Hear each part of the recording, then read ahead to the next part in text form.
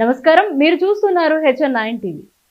చిత్తూరు జిల్లా స్వయంభూ శ్రీ వరసిద్ధి వినాయక స్వామివారి దేవస్థానం కాణిపాకం శ్రీ స్వామివారిని ఆంధ్రప్రదేశ్ హైకోర్టు న్యాయమూర్తి జస్టిస్ మన్మథరావు స్వామివారిని దర్శించుకున్నారు. వీరికి ఆలయ మర్యాదలతో స్వాగతం పలికి స్వామివారి దర్శన ఏర్పాట్లు చేసి స్వామివారి తీర్థ ప్రసాదాలు మరియు స్వామివారి చిత్రపటాన్ని అందించారు. ఈ కార్యక్రమంలో ఈవో వెంకటేశు, ఆలయ AEO Vidyasagar Reddy, superintendent Kodandapani, CI Srinivasulu Reddy, Kanipakam SI Manohar తదితరులు పాల్గొన్నారు.